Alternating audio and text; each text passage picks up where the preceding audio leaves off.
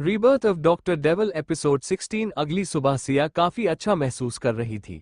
वो उठी तो उसकी नजर बगल में सोते हुए रचित पर चली गई, जो आराम से गहरी नींद में सो रहा था।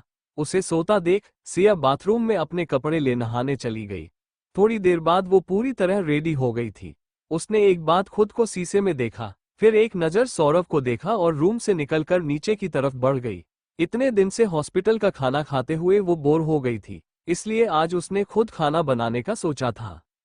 वो नीचे आई और वहां से किचन की तरफ बढ़ गई। वहीं उसके जाने के बाद अजय बाहर आया और एक सर्वेंट को चाय का बोल बाहर गार्डन में एक्सरसाइज करने चला गया। उसे बिल्कुल भी नहीं पता था कि सिया अभी नीचे। सिया इन सब से बेखबर किचन में आई तो वहां खड़ी सर्वेंट उसे देख बोली, मैम आपको कुछ चाहिए था क्या? हाँ, हम कुछ सामान चाहिए, आप प्लीज निकाल कर दे दे, हमें कुछ बनाना है। इतना बोल वो अपनी साड़ी कमर में खोंज अपने काम में लग गई। उसका हाथ इतना जल्दी जल्दी चल रहा था कि वहां खड़े सभी लोग हैरानी से उसे देख रहे थे। उसने खाना में आज छोले, भिंडी मसाला, रायता, पूरी, जीरा राइस और दाल और मीठे में खीर बनाया था। सब कुछ खत्म करने में उसे 1 घंटे का समय लग गया था। उसने सारा खाना सर्वेंट्स के साथ मिलकर डाइनिंग टेबल पर लगाया और वापस से किचन में कुछ देखने चली गई। उसके जाने के बाद अजय वहां आया तो पूरा हॉल खाने की खुशबू से महक रहा था। खाने की खुशबू देख वो खुश हो बोला, लग रहा है आज कितने दिन बाद घर का खाना किसी ने बनाया है। मैं तो जल्दी से फ्रेश होकर आता हूँ। इतना बोल वो अपने रूम में चला गया। वही उसके जाते ही बाद सिया बाहर आई और सब कुछ अच्छे से डाइनिंग टेबल पर सेट कर खुश हो बोली, फाइनली आज इतने दिनों बाद कुछ अच्छा खाऊंगी, वरना वो बोरिंग खिचड़ी खाकर तो मैं पक गई थी। पता नहीं सब पेशेंट कैसे खाते होंगे। सही कहते हैं लोग, दूसरों को सलाह देना आसान है, लेकिन जब खुद उसे फॉलो करने की बारी आती है तब पता चलता है। इतना बोल वो मुंह बनाते हुए एक नजर घड़ी की तरफ देख बोली, ये साहब कहाँ है? मेरे पेट में चूहे अब सुसाइड करने को घी तैयार है, लेकिन इनका कुछ अता पता ही नहीं है। इतना कौन समय लगाता है रेडी होने में? इतना बोल वो जैसे ही ऊपर जाने को हुई, उसका ध्यान सीढ़ियों पर चला गया, जहां से रचित पर फोन पर बात करते हुए नीचे आ रहा था। उसने इस वक्त फॉर्मल सूट कैरी किया हुआ था, जिसमें वो बेहद हैंडसम लग रहा था। उसे ऐसे देख सिया बिना पलके झपकाए उसे देखने में लगी हुई थी। रचित फोन कार्ड जैसे ही सामने देखता है, सिया को ऐसे खुद को देखते देख उसके पास आया और मुस्कुरा कर उसके चेहरे के सामने अपनी हथेलियों को घुमाते हुए बोला, बीबी कहाँ खोई हो? उसकी आवाज से सिया का ध्यान टूटा तो वो खुद की हरकत पर झेपते हुए जल्दी जल्दी खाना लगाते हुए बोली, कुछ नहीं, बस ऐसे ही, आप बैठो ना। उसकी बात सुन रचित उसे देखते हुए जैसे ही बैठा उसका ध्यान अपने सामने लगे खाने पर चला गया। इतना सारा खाना देख वो हैरान हो बोला, इतना सारा इंडियन फूड किसने बनाया?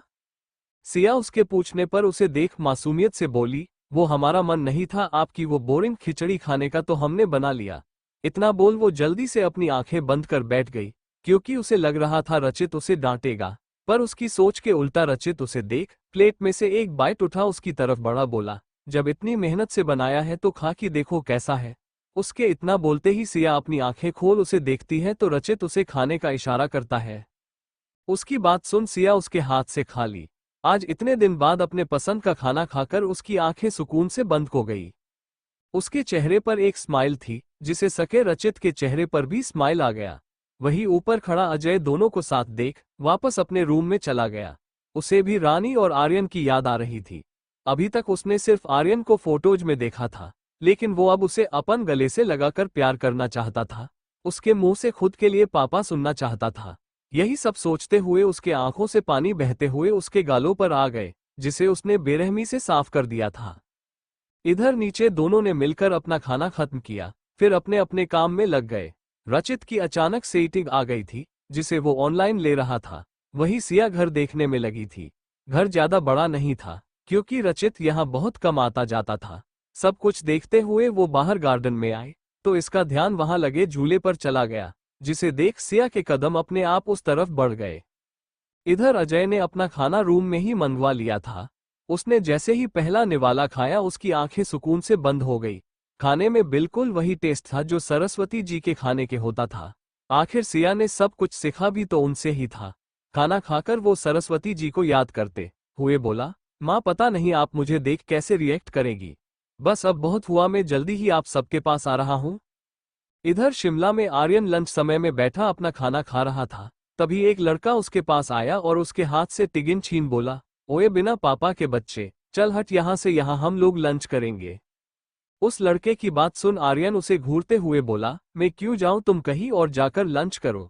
इतना बोल वो जैसे ही एक बाइट खाने को हुआ, सामने खड़ा लड़का उसके हाथ से लंच ले उसे फेंकते हुए बोला, और बिना पापा के बच्चे, ज्यादा बोला ना तो मैं अपने पापा को बोल तुझे जेल में डलवा दूंगा, इसलिए चल निकल यहाँ से। इतना बोल वो लड़का आर्यन को धक्का दे दिया। उसकी हरकत से वहां खड़े सभी बच्चे आर्यन पर हंसन लगे।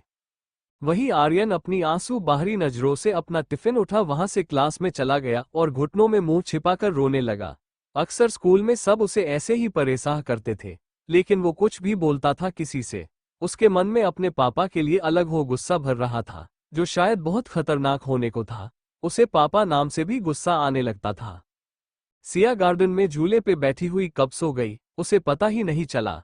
रचित का जब काम खत्म हुआ तो वो सीधे अपने कमरे में आया, लेकिन सिया उसे नहीं दिखी तो वो उसे ढूंढते हुए नीचे की तरफ बढ़ गया। उसने सभी जगह पर देख लिया था, लेकिन सिया उसे कहीं नहीं दिख रही थी। कुछ सोच वो एक सर्वेंट से सिया के बारे में पूछता है, तो सर्वेंट ने उसे बाहर गार्डन की तरफ इशारा कर दिया। रचित के कदम अपने आप गार्डन की तरफ बढ़ गए। वो जैसे ही वहां पहुंचा उसकी नजर आराम से सोती हुई सिया पर गई, जो सबसे बेखबर हो, चैन से सो रही थी। वो धीमे कदमों से उसके पास चल के आया और वहीं बैठकर उसे सोते हुए चेहरे को देखने लगा। इस वक्त सिया के चेहरे पर सुकून था, वो नींद में भी कुछ सोच मुस्कुरा रही थी। रचित को उसे देखते हुए कितना समय हो गया था, पता ही नहीं चला। अचानक फोन की आवाज से उसे होश आया तो उसका ध्यान सिया पर गया, जो आवाज सुन उठ गई थी। रचित उसे देख अपना फोन साइलेंट कर उसकी तरफ मुड़ते हुए बोला, नींद पूरी हो गई, दोनों था तो रूम में सो जाती। उसकी बात सुन सिया झेपते हुए बोली, सॉरी, हम पता ही नहीं चला कब यहाँ हमारी आंख लग गई। वो सामने देखते हुए बोली, काफी खूबसूरत जगह है ये, मन कर रहा है यही रह जाए हमेशा के लिए। तो रह जाओ, रोका किसने है। उसकी बात पर रचित बोला तो सिया उसे देख बोली, रह जाते पर क्या है ना, हमारा घर यहाँ नहीं बल्कि वहाँ है जहाँ हमारा परिवार रहता है, वहाँ है ये जगह और ये घर, चाहे कितने भी खूबसूरत हो, पर जो खूबसूरती हमारे परिवार के साथ में है ना, वो किसी जगह की खूबसूरती से ज्यादा खूबसूरत है। सब लोगों के बिना घर घर नहीं सिर्फ मकान होता है, और हम उस खूबसूरती को छोड़ कहीं नहीं रहना चाहते। वो लोग बात कर ही रहे थे, तभी एक सर्वेंट वहां 2 कप कॉफी रखकर चला गया, जो रचित ने दोनों के लिए बनवाया था। रचित सिया की बात सुन तरफ 1 कप बढ़ा देता है और खुद अपनी कॉफी पीने लगता है। कॉफी देख सिया जैसे ही एक घुट भरती है, उसका मुंह बना गया। कॉफी कुछ ज्यादा ही कड़वी थी। उसे ऐसे देख वो बोला, क्या हुआ, ऐसे चेहरे क्यों बना रही हो। उसकी बात पर वो मुंह बनाते हुए काफी को घूर कर बोली, इतनी कड़वी काफी कौन पीता है, सारा टेस्ट खराब हो गया। इससे अच्छी तो चाय होती है, पी कर सुकून मिल जाता है। हम तो जिंदगी में कभी वापस न पिए ऐसी कड़वी कॉफी। हम तो कहते हैं आप भी पीना बंद कर दो, इसे पी पी कर आप भी इसके जैसे कड़वे हो चुके हो। रचित उसकी बात सुन बिना कुछ बोले बस एकटक उसे देख रहा था। सिया का बोलना उसे सुनने में अच्छा लग रहा था। वही सिया इन सबसे बेखबर लगातार बोले जा रही थी। थोड़ी देर बाद सिया का ध्यान उस पर गया तो वो उसे ऐसे खुद को देखते देख उसके सामने हाथ हिलाते हुए बोली, क्या हुआ, अचानक कहाँ खो गए आप। कहीं नहीं। सिया की आवाज से उसका ध्यान टूटा तो वो सामने देखते हुए बोला, हम लोग कल वापस जा रहे तो जाने से पहले कहीं घूमना चाहती हो। रचित के इतना पूछते ही सिया खुश हो उसकी तरफ देख बोली, घूमने का तो नहीं पता, पर हाँ हम शॉपिंग जरूर करनी है, अपने लिए और सबके लिए भी। इतना बोल वो खुश हो उसे देखने लगी। वही उसकी बात सुन रचित मुंह बनाते हुए अपने काफी खत्म कर बोला, तुम लड़कियों को शॉपिंग के अलावा कुछ सूझता नहीं है क्या। जब देखो शॉपिंग शॉपिंग, इसके अलावा कुछ नहीं है क्या। अच्छा, शॉपिंग में ऐसी क्या खराबी है, इतना पैसा लेकर कहाँ जाएंगे, थोड़ा खर्च भी किया कीजिए। उसकी बात पर सिया मुंह बनाकर बोली तो उसकी बात पर रचित बोला, मैंने ऐसा भी कुछ नहीं कहा जो तुम इतना बात बढ़ा रही हो। खैर चलो रेडी हो जाओ, आपके शॉपिंग के लिए चलते हैं पत्नी जी। सिया उसकी बात पर खुश हो जल्दी से रेडी होने चली गई। वही रचित किसी को कॉल करने लगा। थोड़ी देर बाद दोनों वहां से शॉपिंग के लिए निकल गए। अजय को भी रचित ने कल वापस जाने वाली बात बता दी थी, जिसे सुन वो भी अपने फ्लैट पे गया हुआ था जहां वो पहले रहता था। उसे भी जाने से पहले अपने कुछ जरूरी काम खत्म करने थे। शाम का वक्त, शिमला।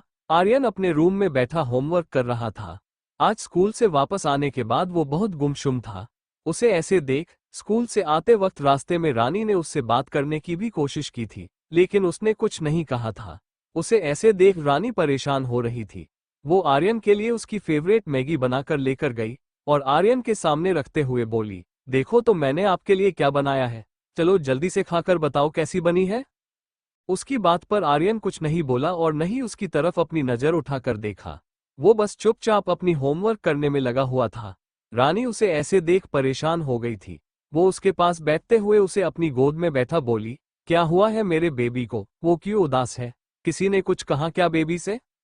रानी के पूछने पर भी जब आर्यन कुछ नहीं बोला तो रानी परेशान और ज्यादा हो गई। वो उसका चेहरा अपने हाथों में पकड़ बोली, क्या हुआ बच्चा, आप मम्मा को भी नहीं बताओगे कि आप किस बात से इतना परेशान हो?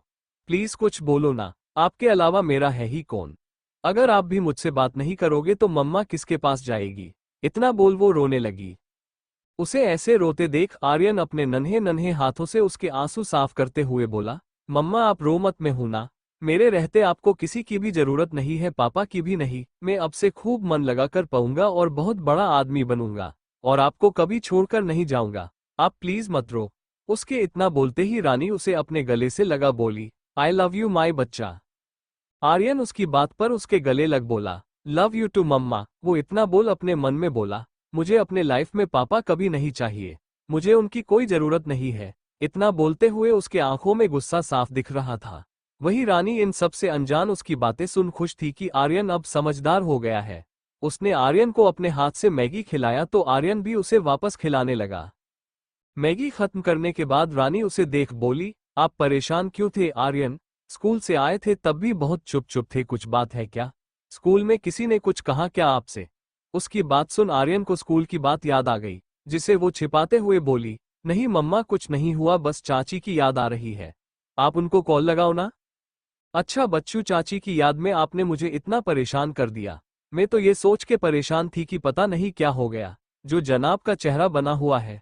रुको अभी मैं सिया को फोन कर तुम्हारी शिकायत लगाती हूँ, अब वही तुम्हें सुधारेगी। इतना बोल वो सिया को कॉल करने लगी। इधर सिया ने सबके लिए खूब सारी शॉपिंग की थी। वही रचित सिर्फ इसके चेहरे को खुशी देख रहा था। सब चीजों का बिल पेमेंट कर दोनों बाहर आए तो वो खुश हो बोली, कितनी अच्छी अच्छी चीज मिल रही थी ना, हमारा तो मन कर रहा था और खरीदारी करने का, पर आपकी गाड़ी ही छोटी पड़ गई। इतना बोल वो मुंह बना ली। वही उसकी बात पर रचित उसे घूर कर बोला, सबके लिए अच्छे खासे गिफ्ट खरीद लिए हैं तुमने, और क्या मॉल उठाकर ले जाने का इरादा है क्या? गलत बात साहिब, ऐसे किसी के सामान को नजर नहीं लगाते। वैसे भी हम आपकी पत्नी हैं तो आप इतना नहीं कर सकते हमारे लिए। इतना कमा कर जाएंगे कहाँ, थोड़ा खर्च भी कर लेना चाहिए। अब आप खुद तो खरीदते नहीं और हमारी शॉपिंग को भी नजर लगा रहे हैं। इतना बोल वो मुंह बनाते हुए गाड़ी में आकार बैठ गई। वही उसकी हरकत पर रचित अपना सर हिला बोला, पागल, और खुद आकार ड्राइविंग सीट पर बैठ गया। वो लोग वहां से निकल गए। थोड़ी देर बाद वो घर पहुंचे, तभी सिया का फोन बजने लगा। स्क्रीन पर रानी का नेम देख वो जल्दी से कॉल उठा, फोन का स्पीकर ऑन कर दी और जैसे ही कुछ बोलने को हुई, सामने वाले रूम से कुछ गिरने की आवाज सुन इसका ध्यान वहां चला गया। इधर सिया के फोन उठाते ही आर्यन जल्दी से रानी के हाथ से फोन लेते हुए बोला, हेलो चाची। फोन से आर्यन की आती आवाज से सिया का ध्यान टूटा तो उसकी नजर रचित पर चली गई, जो उसे शांत रहने का बोल आर्यन से बात करने का इशारा कर रहा था। आर्यन किसी की आवाज न सुन दोबारा बोला, हेलो चाची आप सुन रहे हो? सिया उसकी आवाज सुन बोली, हाँ बच्चा हम सुन रहे हैं, कहिए कैसे हैं आप? मैं तो मस्त हूँ चाची, पर आपकी बहुत याद आती है। वैसे चाची कहाँ है, वो आपको परेशान तो नहीं करते हैं ना? आर्यन की बात सुन सिया का ध्यान रचित पर चला गया, जो आर्यन की बात सुन फोन को घूर रहा था। उसे ऐसे देख सिया मुस्कुरा कर बोली, आपके चाचू यहीं पर हैं बच्चा, आपको बात करनी है उनसे? नहीं मुझे बस आपसे बात करनी है। अच्छा चैम्प ठीक है, फिर मैंने जो तुम्हारे लिए इतने सारे गिफ्ट लिए हैं वो मैं किसी और को दे दूंगा। रचित उसकी बात पर तिरछा मुस्कुराकर बोला तो उधर से आर्यन भी फुल एटीट्यूड में बोला, ओके चाचू आप किसी और को दे देना, क्योंकि मुझे पता है मेरी चाची मेरे लिए आपसे भी अच्छे गिफ्ट लेकर आएगी। आपका भी तो उनके आगे नहीं चलता है। उसके बाद सुन सिया जो फोन पकड़ी हुई थी वो खिलखिलाकर हंस दी। वही रचित फोन को घूरता हुआ बोला, चैम्प कुछ ज्यादा शैतान नहीं हो गए हो आप? रचित के इतना बोलते ही रानी आर्यन के हाथ से फाइन ले बोली, मत पूछो रचित ये कितना शैतान हो गया है, आज तो इसने मुझ डर ही दिया था। अच्छा ऐसा क्या किया चैम्प ने? रचित रानी की बात पर सीरियस हो बोला तो रानी ने उसे सारी बातें बता दी। सब कुछ सुन वो सीरियस हो बोला, भाभी आप परेशान मत हो, मैं कल उससे आकर बात करता हूँ। तुम लोग कल वापस आ रहे हो? रानी उसकी बात पर हैरान हो बोली तो सिया रचित के हाथ से अपना फोन वापस लेते हुए बोली, हाँ दी, हम लोग कल वापस आ रहे हैं। आप सबके बिना हमारा मन नहीं लग रहा। वैसे बाकी सब कहाँ है? पापा मम्मा तो किसी पार्टी में गए हैं और शिवम अभी वापस नहीं आया है। ऐसे ही कुछ देर बातें कर दोनों फोन रख दी। सिया खुश हो वही सोफे पर पसरते हुए बोली, फाइनली कल हम घर जा रहे हैं। इतने दिन बाद सबसे मिलकर अच्छा लगेगा। उसकी बात पर रचित कुछ नहीं बोला और अपने टैब ले सोफे पर बैठ अपने ऑफिस का कुछ काम देखने लगा। उसके काम में लगा देख सिया मुंह बनाते हुए ऊपर रूम की तरफ बढ़ गई। शॉपिंग करने से वो थक गई थी। उसके जाने के बाद अजय वहां आया और रचित के पास बैठते हुए बोला, तुमने उसे बताया क्यों नहीं मेरे बारे में? उसकी स्माइल खोना नहीं चाहता था। वैसे अभी आपको पता नहीं है कि सिया के लिए भाभी और आर्यन क्या है। आपको देखकर उसका गुस्सा आप पे तो निकलेगा ही, साथ में वो मुझे भी नहीं छोड़ेगी। रचित गहरी सांस ले बोला तो अजय उसकी बात सुन मुस्कुरा दिया। अगली सुबह तीनों वहां से इंडिया के लिए निकल गए। रचित ने सिया और अपनी टिकट एक साथ करवाई थी, वही अजय की अलग, जिससे उनके सीट अलग अलग थे। सिया को अभी तक अजय के बारे में नहीं पता था।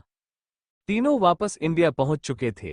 एयरपोर्ट से बाहर आते ही सिया चारों तरफ देख खुश होते हुए बोली, फाइनली हम घर वापस आ गए। उसकी बात पर रचित बिना कुछ बोले उसका हाथ पकड़ सामने खड़ी गाड़ी की तरफ बढ़ गया।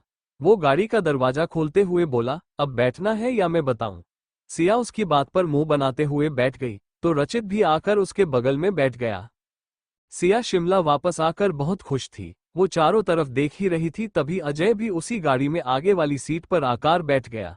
उसने अपने चेहरे पर मफलर लपेटा था, जिस वजह से उसका चेहरा सिया को नहीं दिख रहा था। वो उसे देख रचित की तरफ देख कंफ्यूज हो बोली, ये कौन है और हमारे साथ क्यों जा रहे हैं? इतना बोल वो उनका चेहरा देखने की कोशिश करने लगी। वही उसकी बात सुन रचित अजय को देख बिना किसी भाव के बोला, घर पहुंचने पर सबके साथ तुम्हें भी पता चल जाएगा, इसलिए तब तक शांत रहो। रचित की बात सुन वो मुंह बनाते हुए शांति से बैठ गई, लेकिन अभी भी उसका ध्यान रह रहकर सामने बैठे आदमी पर जा रहा था, जिसके चेहरे पर मफलर बंधे होने के कारण सिया को उसका चेहरा नहीं दिख रहा था। वो जानने के लिए एक्साइटेड थी कि आखिर सामने बैठा आदमी कौन है। आधे घंटे बाद उनकी गाड़ी घर के बाहर आकर रुकी तो सिया घर देख खुश हो जल्दी से गाड़ी से उतर अंदर की तरफ बढ़ गई। घर आने की खुशी में उसे किसी भी चीज का ध्यान नहीं रहा। उसके जाने के बाद रचित अजय की तरफ देख बोला, सबके सवालों का जवाब देने के लिए तैयार हो ना? आप जानते हैं ना सबका रिएक्शन क्या होगा, इसलिए एक बार सोच लीजिए। एक न एक दिन तो सबका सामना करना ही था, तो आज ही सही। अजय एक गहरी सांस ले बोला और सामने घर को देखने लगा, जहां वो शायद बचपन में रहता था। दोनों गाड़ी से बाहर आए और अंदर जाने लगे, पर अजय का कदम अंदर की तरफ बढ़ ही नहीं रहा था। कहना जितना आसान होता है उतना करना कहाँ होता है। सबके रिएक्शन के बारे में सोच उसके कदम उसके साथ नहीं दे रहे थे। रचित को आगे बढ़ गया था। वो उसे अभी भी खड़ा देख बोला, चलिए। इधर घर पर आर्यन सिया के वापस आने की बात सुन जिद कर स्कूल नहीं गया था। वो हॉल में सोफे पर बैठा दरवाजे की तरफ देख रहा था। सभी शिवम उसके पास आकर बैठ गया। उसे देख आर्यन वापस अपनी नजरें दरवाजे की तरफ करते हुए बोला, शिवम चाचू, सिया चाची और चाचू कब तक आएंगे? मैं कब से उनका वेट कर रहा हूँ। इतना बोल वो अपना मुंह बना लिया। उसकी बेसब्री देख शिवम मुस्कुराते हुए उसे अपनी गोद में बैठा बोला, चैंप वो लोग बस आते होंगे। वैसे आप आज स्कूल क्यों नहीं गए? अच्छे बच्चे तो हमेशा स्कूल जाते हैं। आपकी चाची को पता चलेगा न कि आप उनकी वजह से स्कूल नहीं गए तो उन्हें बुरा लगेगा ना। आपको स्कूल जाना चाहिए था ना, उनसे तो आप स्कूल से आकर भी मिल सकते थे ना। चाची मुझसे गुस्सा नहीं होंगी, मैं उनको माना लूंगा और मुझे स्कूल नहीं जाना। स्कूल में सब गंदे बच्चे पढ़ते हैं, मुझे स्कूल जाना बिल्कुल ही अच्छा लगता। वो लोग मुझे परेशान करते हैं। शिवम की बात पर आर्यन कल के बारे में सोचते हुए उदास हो बोला, स्कूल में हमेशा उसे कुछ बच्चे उसके पापा न होने की वजह से परेशान करते थे, जिसे वो अक्सर नजरअंदाज करता था। लेकिन आजकल वो लोग आर्यन को कुछ ज्यादा ही परेशान करने लगे थे, जिससे उसे स्कूल ना जाने के बहाने ढूंढता था। उसकी बात सुन शिवम हैरान हो बोला, आपने ऐसा क्यों कहा आर्यन की कि स्कूल में गंदे बच्चे पढ़ते हैं? और कौन आपको परेशान करता है? आप बताओ मुझे। शिवम के पूछने पर आर्यन कुछ बोलता उससे पहले नजर दरवाजे की तरफ चली गई जहां से सिया अंदर आ रही थी। उसे देख वो सब कुछ भूल जल्दी से शिवम के गोद से उतर सिया की तरफ भागा और सीधे जाकर उसके पैरों में लिप्ट बोला, आई मिस यू चाची। उसे देख सिया मुस्कुराते हुए उसे अपनी गोद में उठा प्यार से उसके गाल चूम बोली, आई मिस यू टू। कैसा है मेरा बच्चा? मैं बहुत मस्त हूँ चाची, और मैंने आपको बहुत इतना सारा मिस किया। आर्यन उसकी बात पर खुश हो उसके गाल चूम बोला तो सिया मुस्कुरा दी। वो उसे गोद में लेकर अंदर आए तो सामने सरस्वती जी खड़ी थी। उन्हें देख वो उसे सोफे पर बैठा उसे चॉकलेट देती है, जिससे आर्यन खुश हो गया। सिया उसे देख सरस्वती जी के पास आई और झुककर उनके पैर छू उनका आशीर्वाद लेती है। हमेशा खुश रहो मेरी बच्ची, और हंसती मुस्कुराती रहो। वो सिया के सर पर हाथ रख बोली तो सिया मुस्कुरा दी। वही आर्यन तो अपनी चॉकलेट खाते हुए बाहर की तरफ भाग गया था। उसे अभी तक रचित नहीं दिखा था। उनसे मिलने के बाद सिया शिवम को देख उसके गले लग मुस्कुराते हुए बोली, कैसे हो आप भाई? मैं तो अच्छा हूँ और तुम्हें ऐसे मुस्कुराते देख और भी अच्छा हो गया हूँ। शिवम उसे मुस्कुराते देख बोला तो सिया भी मुस्कुरा दी। आज इतने समय बाद वो सिया के चेहरे पर सच्ची मुस्कुराहट देख सुकून में हो गया था वो कि उसकी बहन अपनी लाइफ में खुश है। एक भाई को इससे ज्यादा और क्या चाहिए कि उसकी बहन अपनी जिंदगी में अपने परिवार और पति के साथ खुश रहे। वो लोग अभी खड़े ही थे तभी रानी वहां आ सिया को देख मुंह बना बोली, मुझे तो सब भूल ही गए हैं। उसके इतना बोलते ही सिया अपनी बाहें खोल दी तो रानी जल्दी से उसके पास आ उसे अपने गले से लगा बोली, कैसी हो लाडो? वैसे पूछने की जरूरत तो नहीं है, क्योंकि तुम्हारा ये चेहरा तुम्हारे हाल की अच्छे से चुगली हो रही है। रानी की बात पर सिया के गाल गुलाबी हो गए। वो उसके गले लग शर्माते हुए बोली, क्या दी आप भी? उसे शरामते देख तीनों हंस दिए। तभी सरस्वती जी रानी को दुपट्टे हुए बोली, बच्ची थकी थकी आई है और तुम लोग उसे छेड़ने में लग गई। इतना बोल वो सिया का चेहरा उसकी थोड़ी से पकड़ ऊपर उठा बोली, देखो तो कैसे मेरी बच्ची का चेहरा चमक रहा है और तुम उसे छेड़कर लाल किए जा रही हो। इसे छेड़ने का हक तो सिर्फ रचित का है। क्यों सही कहा ना मैंने बेटा?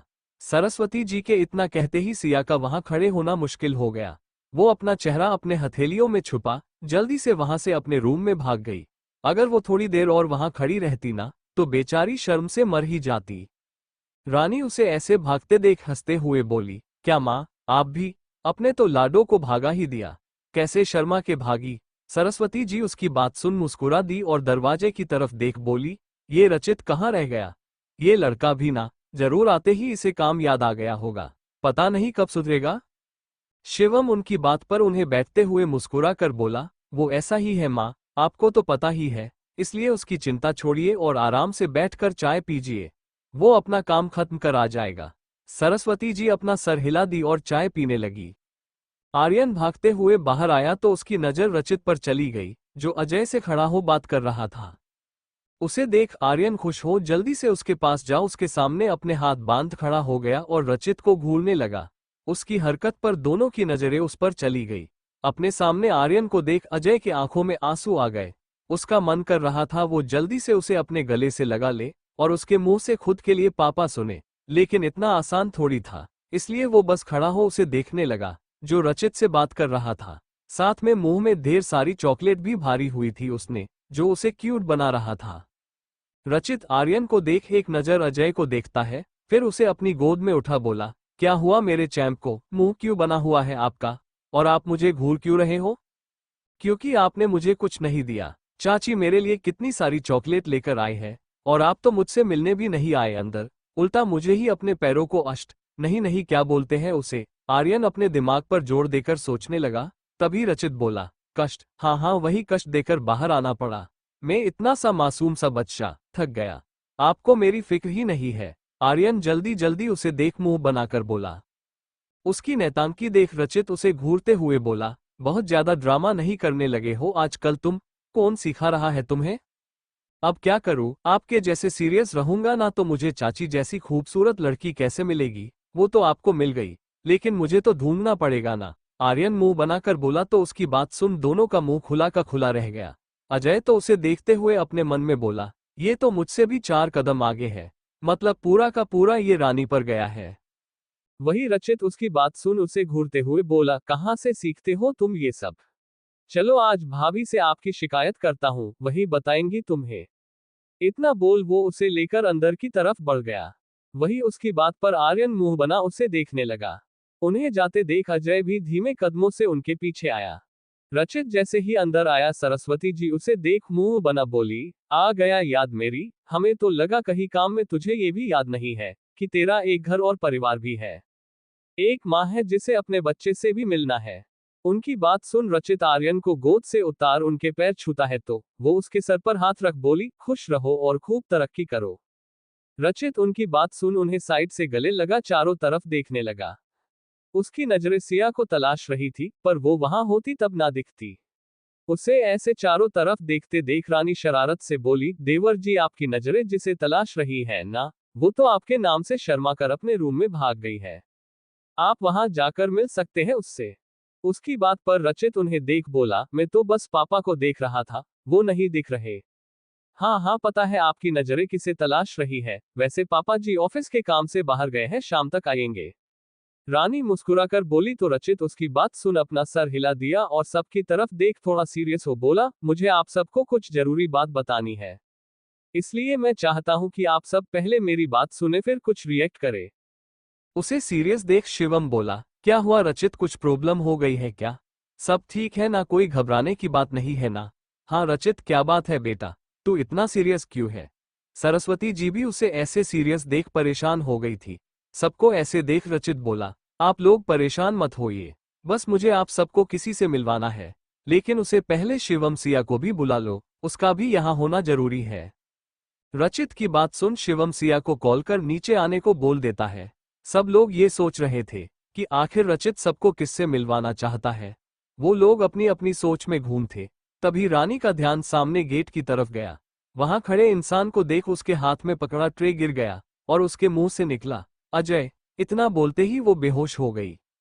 उसे देख रचित चिल्ला कर बोला, सिया संभालो भाभी को। रचित की बात सुन शिवम सिया को कॉल कर नीचे आने को बोल देता है। सब लोग अभी यही सोच रहे थे कि आखिर रचित सबको मिलवाना किससे चाहता है। उन्हें कुछ समझ ही नहीं आ रहा था, तभी रानी का ध्यान सामने गेट की तरफ गया। वहां खड़े इंसान को देख वो जो सबके लिए चाय लेकर आई थी, वो उसके हाथ से गिर गया, उसके मुंह से निकला, अजय। इतना बोलते ही वो बेहोश हो गई। उसे ऐसे गिरते देख रचित चिल्ला कर बोला, सिया संभालो भाभी को। सिया जो अभी नीचे आई थी वो रानी को ऐसे गिरते देख उसे भागकर पकड़ने को हुई, लेकिन उससे पहले ही रानी जमीन पर गिर गई थी। रचित भागकर उनके पास गया और उसे उठा सोफे पर लिटा दिया। अभी तक अजय भी अंदर आ गया था। उसे देख सब हैरान थे, लेकिन अभी सबको रानी की फिक्र थी, इसलिए किसी ने कुछ भी नहीं कहा। वो तो अच्छा था कि आर्यन अभी वहां नहीं था, वरना वहां का माहौल देख वो घबरा जाता। वो पड़ोस में खेलने गया हुआ था। अजय रानी को देख घबराते हुए बोला, क्या हुआ इसे, ये ठीक तो है ना? उसकी बात सुन सिया एक नजर रचित को गुस्से में देख शिवम की तरफ देखते हुए बोली, भाई आप दी को उनके रूम में ले चलिए, मैं इन्हें देखती हूँ। शिवम उसकी बात पर अपना सर हिला रानी को नीचे वाले कमरे में ले जाकर लेटा देता है। वहीं सिया भी जल्दी से उसके पीछे गई। उनके जाने के बाद सरस्वती जी अपनी आंसू भरी नजरों से रचित और अजय की तरफ देखती है और नीचे कमरे की तरफ बढ़ गई। इतने सालों बाद अपने बेटे को अपने नजरों के सामने देख उनका दिल कर रहा था वो उसे अपने सीने से लगा ले, लेकिन रानी की हालत देख वो खुद को रोक गई। उन्हें ऐसे जाते देख अजय अपना सर पकड़ वही सोफे पर बैठते हुए बोला, ये सब क्या हो गया, मैं तो ऐसा कुछ नहीं चाहता था, इन सब का जिम्मेदार मैं हूँ। आज रानी की जो हालत है ना, वो सिर्फ मेरे कारण है, मुझे यहाँ आना ही नहीं चाहिए था। मम्मा भी मुझे देख ऐसे चली गई, अगर उसे कुछ हो गया तो मैं खुद को कभी माफ नहीं कर पाऊंगा। रचित उसकी बात सुन होना कुछ बोले बस उसके कंधे पर हाथ रख उसे सब ठीक होने का सांत्वना देता है। उसे कहीं न कहीं ये अंदाजा था कि शायद रानी पर इसका यही असर हो, लेकिन एक ना एक दिन ये सच्चाई तो सामने आनी ही थी ना। खैर अब जो होना सा वो हो गया था। सिया रानी का चेकअप कर बाहर आए तो सरस्वती जी उसे देख परेशान सी बोली, वो कैसी है, ठीक तो है ना मेरी बच्ची? वो ठीक है माँ, बस शॉक और स्ट्रेस के कारण उनके माइंड पर ज्यादा जोर पड़ गया, इसलिए वो बेहोश हो गई है, उन्हें जल्दी ही होश आ जाएगा। सिया उनको समझते हुए बोली और शिवम की तरफ इशारा कर बाहर निकल गई। वो हॉल में आए तो उसकी नजर अपने सामने खड़े रचित पर चला गया, जो उसे ही देख रहा था। उसे देख सिया अपना मुंह फेर जैसे ही जाने को हुई, रचित उसकी कलाई पकड़ बोला, क्या कंडीशन है उनकी, वो ठीक है ना? क्यों इसका ख्याल आपको इस तरह से ये सच्चाई उनके सामने लाने से पहले नहीं आया था? उसकी बात पर वो गुस्से में बोली और उससे अपना हाथ छुड़ा वहां से किचन की तरफ बढ़ गई। उसे रचित पर इस वक्त बहुत गुस्सा आ रहा था, क्योंकि एक बार भी रचित ने उसे इस बारे में कुछ नहीं बताया था। गाड़ी में भी सिया ने पूछा था, लेकिन सबके साथ पता चल जाएगा ये कहकर उसने टाल दिया था। गुस्सा उसे सच्चाई न बताने से ज्यादा इस बात का था कि क्या रचित उसे इस काबिल भी नहीं समझता था कि वो उसे परिवार से जुड़ी बातें बता सकता था। क्या पति पत्नी का रिश्ता ऐसा होता है जहां एक दूसरे से अपनी मन की बात भी ना कही जा सके? यही सब सोचते हुए वो किचन में आई और सबके लिए चाय बनाने लगी। सिया को गुस्से में देख रचित एक गहरी सांस ले हॉल में बैठे हुए अजय को एक नजर देखता है, तो अपने हाथ जोड़े बैठा हुआ भगवान से प्रार्थना कर रहा था। उसे देख वो रूम में आया तो सरस्वती जी रानी का हाथ पकड़े बैठी हुई थी। वहीं शिवम भी साइड में लगे सोफे पर बैठा रानी के होश में आने का इंतजार कर रहा था। उन्हें देख वो रानी के पास आया तो सरस्वती जी बिना उसकी तरफ देखे बोली, क्या तूने ये बात मुझे बताना भी जरूरी नहीं समझा? अगर तूने एक बार भी मुझे बताया होता तो शायद आज इसकी ये हालत ना होती। उनकी बात सुन रचित उनके पास जमीन पर घुटनों के बल बैठता हुआ उनका हाथ पकड़ बोला, मैंने भी जब उन्हें जिंदा देखा तो मुझे भी कुछ समझ नहीं आया माँ कि मैं खुश हो या दुखी, मैं क्या करूँ, कैसे आप सबको बताऊं, यही सोच रहा था मैं बस। जब मुझे कुछ समझ नहीं आया तो मुझे यही सही लगा। तेरे सही लगने का परिणाम क्या हुआ ये तू देख रहा है ना रचित, क्या हालत हो गई है मेरी बच्ची की। तुम्हें कुछ भी करने से पहले एक बार कम से कम मुझसे बात करनी चाहिए थी रचित। पता नहीं होश में आने के बाद वो कैसे रिएक्ट करेगी। जिस पति को इतने सालों तक मरा हुआ समझकर जिंदगी जीने की आदत डाल रही थी ना वो, अचानक जब उसे ये पता चलता है ना सबकी झूठ था तो उसके दिमाग पर ऐसा ही असर होता है। वो लोग अभी कुछ और बात करते उससे पहले सिया सबके लिए चाय लेकर आई और सबको एक एक कप दे दी। वो जैसे ही रचित के पास आए, रचित उसे देखने लगा तो सिया टेबल पर कप रख वहां से चली गई। उसके गुस्से का अंदाजा लगा रचित जल्दी से अपना चाय का कप ले इसके पीछे किचन में आया तो सिया गुस्से में बर्तन साफ कर रही थी। रचित उसके बगल में खड़ा हो उसे देख बोला, मानता हूं तुम नाराज हो मगर इसका मतलब ये तो नहीं कि तुम गुस्से में चाय में चीनी की जगह नमक डाल दो। उसकी बात सुन सिया परेशान हो बोली, हे महादेव ये क्या हो गया हमसे। इतना बोल वो जल्दी से अपने हाथ धो रचित के हाथ से उसका कप ले उसमें से एक घुट चाय पीकर बोली, ये तो बिल्कुल ठीक है। इतना बोल वो जैसे ही रचित को देखती है, उसके चेहरे पर स्माइल देख उसे सारा मामला समझने में देर नहीं लगी।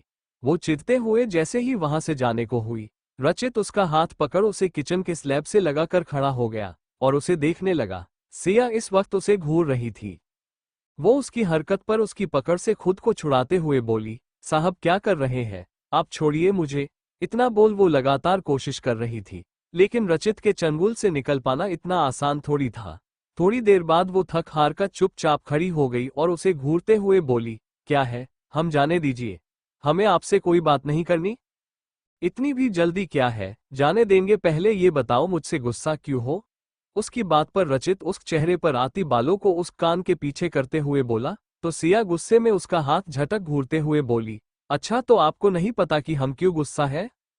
रचित उसे देख मासूमियत से अपना सर हिला दिया, जिसे देख सिया गुस्से में उस चेस्ट पर मारते हुए बोली, आप बहुत बुरे हो, आपने मुझे इतनी बड़ी बात क्यों नहीं बताई? आपको मुझ पे बिल्कुल भरोसा नहीं था कि आप मुझे बताते कि भैया जिंदा है। दी की क्या हालत हो गई है, मैं उन्हें ऐसे नहीं देख सकती। इतना बोल वो रचित के सीने से लग रोने लगी। रचित उसे ऐसे देख उसे चुप कराते हुए बोला, सब ठीक हो जाएगा, तुम रोना बंद करो बस। और रही बात तुम्हें बताने की तो तुम्हारी हालत ऐसी नहीं थी कि तुम्हें मैं कुछ बताता, इसलिए तुम्हें कुछ नहीं बताया। इतना बोल वो प्यार से उसका माथा चूम बोला, अब चलो रोना बंद करो और भाभी के पास जाओ, उन्हें तुम्हारी अभी जरूरत है। उन्हें होश आ गया होगा, मुझसे तुम बाद में आराम से लड़ लेना। रचित के इतना बोलते ही सिया उसे घूरते हुए वहां से चली गई। वहीं उसके पीछे रचित भी बाहर आ गया था। वो हॉल में आया तो अजय अभी भी वही बैठा हुआ था, रूम की तरफ देख रहा था। उसकी अंदर जाने की हिम्मत ही नहीं हो रही थी। रचित उसे ऐसे देख उसके पास आकर बैठते हुए बोला, ऐसे कमजोर पड़ने से काम थोड़ी चलेगा, भाभी को मानने में आपको बहुत मेहनत लगने वाली है, इसलिए रेडी हो जाइए। ऐसे परेशान रहेंगे तो वो मानने से रही। अजय उसकी बात सुन उसे देख बोला, वो सब ठीक रहे, बाकी मुझे कुछ नहीं चाहिए। इधर सिया रूम में आई तो रानी को होश आ गया था, लेकिन वो चुपचाप अपनी आंख बंद किए लेटी हुई थी। जब से उसे होश आया था उसने कुछ नहीं बोला था। सिया ने एक नजर सरस्वती जी को देखा तो उन्हें अपना सरनामे हिला दिया। उन्हें देख वो गहरी सांस ले उसके पास बैठते हुए उसका हाथ पकड़ बोली, दी आप ठीक हो? उद्धरण चिन्ह डॉट डॉट डॉट। मैं ठीक हूं लाडो, बस कुछ देर अकेले रहना चाहती हूँ। क्या तुम तब तक आर्यन को संभाल लेगी? रानी उसकी बात पर बिना कोई भाव के बोली तो सिया जल्दी से बोली, ये भी कोई कहने की बात है क्या दी? आप बिल्कुल टेंशन मत लीजिए, मैं उसे संभाल लूंगी। दी सब सही हो जाएगा। उसकी बात सुन रानी कुछ नहीं बोली, बस अपना चेहरा फेर कर लेट गई। उसे ऐसे देख वो लोग रूम से बाहर आ गए। अजय उन्हें देख जल्दी से सरस्वती जी के पास आया और उनका हाथ पकड़ बोला, माँ मुझे माफ कर दे। मुझे पता है आप सबको मुझे लेकर बहुत सवाल होंगे, जिनके जवाब भी मैं दूंगा। बस मुझे कुछ समय दे। मेरी कुछ मजबूरी थी, जिस वजह से मैं आप सबसे दूर था। उसके इतना बोलते ही सरस्वती जी उससे अपने हाथ छुड़ा सामने सोफे पर जाकर बैठ गई। सिया रूम में आए तो रानी को होश आ गया था, लेकिन वो चुपचाप अपनी आंख बंद किए लेटी हुई थी। जब से उसे होश आया था, उसने एक भी शब्द नहीं बोला था। सिया ने उसे देख सरस्वती जी की तरफ देखा तो उन्होंने अफसोस से अपना सर ना में हिला दिया। उन्हें देख वो गहरी सांस ले उसके पास बैठते हुए उसका हाथ पकड़ बोली, दी आप ठीक हो? कैसा फील कर रही हो आप? मैं ठीक हूँ लाडो, बस कुछ देर अकेले रहना चाहती हूँ। क्या तुम तब तक आर्यन को संभाल लेगी? रानी उसकी बात पर बिना कोई भाव के बोली तो सिया जल्दी से बोली, ये भी कोई कहने की बात है क्या दी? आप बिल्कुल टेंशन मत लीजिए, मैं उसे संभाल लूंगी। दी आप प्लीज टेंशन मत लो, सब सही हो जाएगा। हम सब है ना? उसकी बात सुन रानी कुछ नहीं बोली, बस अपना चेहरा फेर कर लेट गई। उसे ऐसे देख वो लोग रूम से बाहर आ गए। सिया को रानी की हालत देख बहुत बुरा लग रहा था, पर वो क्या कर सकती थी। बाहर आते ही अजय जिसकी नजरें रूम की तरफ ही थी, वो उन्हें देख जल्दी से सरस्वती जी के पास आया और उनका हाथ पकड़ बोला, माँ मुझे माफ कर दे। मुझे पता है आप सबको मुझे लेकर बहुत सवाल होंगे, जिनके जवाब भी मैं आप सबको दूंगा। बस मुझे कुछ समय दे। मेरी कुछ मजबूरी थी, जिस वजह से मैं आप सबसे दूर था। प्लीज माँ मुझे समझाने की कोशिश करे। अगर मैं आप सबके पास आ जाता तो जिया को इंसाफ नहीं दिलवा पाता। उसके इतना बोलते ही सरस्वती जी उससे अपने हाथ छुड़ा सामने सोफे पर जाकर बैठ गई। वही सिया के दिमाग में ये जिया नाम बैठ गया था। वो यही सोच रही थी कि आखिर ये जिया है कौन। कुछ देर सोचने के बाद वो सबको देख वहां खड़े नौकर से बोली, आर्यन आए तो उसे मेरे पास भेज देना आप। इतना बोल वो अपने रूम में चली गई। एक तो इतना लंबा सफर, उस पर से अचानक ये सब होने से उसे भी थकान महसूस जो रही थी। थोड़ी देर अकेले रहना चाहती थी वो। उसे जाते देख रचित भी उसके पीछे रूम में आया तो उसकी नजर सामने सोफे पर चली गई, जहां सिया आंख बंद करके बैठी हुई किसी सोच में खोई हुई थी। उसे रचित के रूम में भी आने का पता नहीं चला था। उसे देख रचित बिना कुछ बोले बाथरूम में फ्रेश होने चला गया। बाथरूम का दरवाजा बंद होने की आवाज सुन सिया अपनी आंख खोलती है तो उसे बाथरूम से पानी गिरने की आवाज आ रही थी। थोड़ी देर वहां रहने के बाद वो वहां से बालकनी की तरफ बढ़ गई। उसे घुटन सा महसूस हो रहा था, इसलिए वो ताजी हवा खाने आ गई। दिमाग ऊंच गया था उसका सारी बातों को सोच सोच के, इसलिए वो खुद को शांत करने की कोशिश कर रही थी। उसे तो यही समझ नहीं आ रहा था कि जब अजय जिंदा था तो इतने दिनों तक कहाँ था, और ये जिया कौन थी। वो रचित से इस बारे में पूछना चाहती थी, लेकिन वो उसे गुस्सा भी थी, इसलिए उसने कुछ नहीं पूछा उससे। रचित जब फ्रेश होकर बाहर आया तो उसे रूम में सिया कहीं भी नहीं दिखी। उसे न देख उसके कदम अपने आप बालकनी की तरफ बढ़ गए। सामने ही सिया रेलिंग से टिक कर खड़ी सामने देख रही थी जहां पार्क में कुछ बच्चे खेल रहे थे, उनके साथ ही आर्यन भी था। उसके चेहरे पर एक स्माइल थी, जिसे देख सिया भी मुस्कुराने लगी, लेकिन कुछ सोच उसकी मुस्कुराहट अचानक से थमी थी। उसके जवान में कुछ और आता उससे पहले रचित जिसकी नजरें उस पर ही थी, वो उसे ऐसे देख बोला, क्या हुआ, इतनी परेशान क्यों हो? सिया उसकी आवाज पर उसकी तरफ मुड़ी पर उसने कहा कुछ नहीं। ये देख रचित एक गहरी सांस ले बोला, ये सब सोचकर परेशान होने का कोई फायदा नहीं है। जो होना था वो तो होकर ही रहता है। शायद भाभी की लाइफ में इतने समय बाद ही खुशियां ऐसे लिखी हुई थी। वो बात तो सही है कि जो होना होता है वो होकर ही रहता है, मगर ये सब ऐसे क्यों होता है कि सामने वाले इंसान को समझने का वक्त ही नहीं मिलता। और क्या गारंटी है कि इन सब से दी की खुशियां लौट आएंगी। सिया उसकी तरफ देख बोली तो रचित असमंजस में उसे देखते हुए बोला, ये क्या बातों को घुमा रही हो, जो कहना है साफ साफ कहो। साफ साफ तो बात यह है दीवान साहब की ये दुनिया कितनी मतलबी है ना कि कोई भी समझ नहीं पता। किसी एक के साथ इंसाफ करने के चक्कर में वो दूसरे के साथ कब इतना नाइंसाफी कर देती है कि उसे खुद पता नहीं चलता। पर उसके इस कदम से सामने वाले की जिंदगी तो उलझ के ही रह जाती है ना। अब आप भैया को ही देख लीजिए, उन्होंने तो किसी जिया के चक्कर में भाभी और आर्यन को ऐसे ही छोड़ दिया कि उन्हें उसकी हालत का भी ख्याल नहीं रहा। ये क्या बोल रही हो तुम, होश है तुम्हें? बिना पूरी बात जाने तुम ऐसा कैसे सोच सकती हो? रचित उसकी बात सुन उसकी बाजू पकड़ बोला तो सिया उसकी तरफ देखने लगी। उसे कुछ न बोलता देख वो उसे अपने पास करते हुए उसके आंखों में देख बोला, बीबी मुझे बताओ क्या चल रहा है तुम्हारे दिमाग में? उसकी बात पर सिया उससे अपना हाथ छुड़ा सामने देखते हुए बोली, फिलहाल तो कुछ नहीं।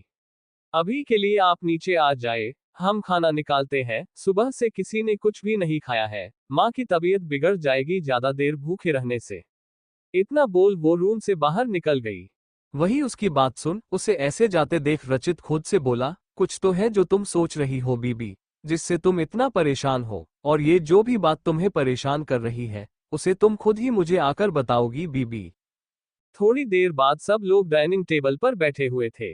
सिया सबको खाना परोस रही थी, तभी सरस्वती जी उसे देख बोली, बेटा रानी, माँ आप परेशान मत होइए, हम उनका खाना रूम में ही लेकर जाते हैं। आप सब आराम से खाए, और हाँ किसी की भी प्लेट में थोड़ा सा भी खाना बचना नहीं चाहिए, समझे ना चंप, ये आपकी जिम्मेदारी है। सिया सबको देख बोली तो आर्यन जल्दी से बोला, यस चाची मैं किसी को भी खाना छोड़ने नहीं दूंगा। उसकी बात सुन सिया मुस्कुराते हुए एक प्लेट में खाना लेकर रानी की रूम की तरफ बढ़ गई।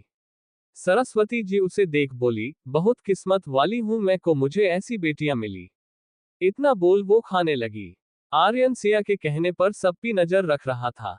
शिवम और रचित भी जल्दी से अपना खाना खत्म करते हैं तो आर्यन उन्हें देख बोला, सबका खाना खत्म हो गया, सिर्फ मेरा ही बचा हुआ है। चाची को बुरा लगेगा। उसकी बात पर शिवम मुस्कुराते हुए उसे अपनी गोद में बैठा बोला, चलो जल्दी से आपका खाना फिनिश करते हैं, फिर आपकी चाची को बुरा नहीं लगेगा। इतना बोल वो उसे अपने हाथ से खिलाने लगा। रचित उन्हें देख बाहर चला गया, उसे कुछ काम था। वही अजय अभी वहां नहीं था, उसने अपने कमरे में ही खाना मंगवा लिया था, इसलिए आर्यन को अभी भी उसके बारे कुछ भी पता नहीं था। सिया खाना लेकर रूम में आई तो रानी अभी भी सो रही थी। उसे ऐसे देख सिया खाना साइड टेबल पर रख उनके पास बैठते हुए बोली, दी यार आप यहाँ सो रही है, और मेरे पेट में चूहे ने हड़कंप मचाया हुआ है। उद्धरण चिन्ह डॉट डॉट डॉट। मेरी तो फिक्र ही नहीं है किसी को। उसकी बात सुन रानी उसकी तरफ देखते हुए बोली, लाडो तुमने अभी तक कुछ नहीं खाया? सिया मासूमियत में अपना सर हिला दी तो रानी हल्के गुस्से में बोली, क्या करती हो तुम, समय देखा है तुमने, दोपहर के 2 बजने को है और तुमने कुछ नहीं खाया है। बाकी सब ने खाया या वो भी तुम्हारी ही तरह भूखे बैठे हुए हैं। मेरे बिना कुछ नहीं होता है, सबके सब पागल हो एकदम। बताओ इतने देर तक कौन भूखा रहता है, तबीयत खराब होगी ना तब पूछती हूं मैं। उसे वापस पहले जैसे देख सिया बिना कुछ बोले उसके गले लग गई। वही रानी उसे ऐसे देख उसके सर पर हाथ फेर बोली, क्या हुआ लाडो, सब ठीक है ना? कहीं तुम दोनों की लड़ाई तो नहीं हुई ना? सिया उसकी बात सुन जल्दी से अपने आंसू पोंछ मुस्कुराने की कोशिश करते हुए बोली, नहीं दी, बस मैंने आपके हाथ के खाने को बहुत मिस किया। अच्छा इसलिए रोना आ गया, तुम भी ना एकदम पागल हो। चलो बाहर, मैंने तुम लोग के लिए खीर बनाई थी, तुम्हें अपने हाथ से खिलाऊंगी। दी आप बहुत अच्छी हो। उसकी बात पर सिया खुश हो जल्दी से रानी के गले लग गई। अच्छा मक्खन बाद में लगाना, आज चल वरना तेरे पेट के चूहे सुसाइड कर लेंगे। रानी उसकी हरकत पर हंसते हुए बोली तो सिया उन्हें घूरने लगी। थोड़ी देर बाद दोनों खिलखिला के हंस दी। उनकी हंसी सुन बाहर सोफे पर बैठी सरस्वती जी भगवान के आगे हाथ जोड़ बोली, ऐसी ही कृपा बनाए रखना महादेव, मेरे सारे बच्चे बस खुश रहे। सब अच्छा होगा माँ, शिवम उनकी बात सुन बोला तो सरस्वती जी मुस्कुरा कर बोली, जहाँ तुम्हारी इतनी प्यारी बहन हो वहाँ कुछ बुरा हो ही नहीं सकता। ये तो आपने सही कहा माँ, जब से यहाँ आए हैं ऐसा लगता है कुछ गड़बड़ नहीं होगा इसके रहते। थोड़ी देर बाद रानी सिया के साथ मुस्कुराती हुई बाहर आई तो आर्यन जल्दी से सिया के पास आ खुश हो बोला, चाची मैंने सबको अच्छे से खिला दिया। अच्छा ये तो बहुत अच्छी बात है, हमारा चैंप तो समझदार हो गया है। सिया उसकी बात पर उसके बाल बिगाड़ते हुए बोली तो आर्यन मुंह बनाकर बोला, मेरे बालों को खराब मत करो वरना टिया मुझसे गुस्सा हो जाएगी। Thank you for listening. मुझे उम्मीद है आपको ये स्टोरी पसंद आई होगी। अगर आपको पसंद आए है तो प्लीज़ लाइक और कमेंट करना ना भूलें और मोर स्टोरीज के लिए सब्सक्राइब करें। मिलते हैं नेक्स्ट वीडियो में।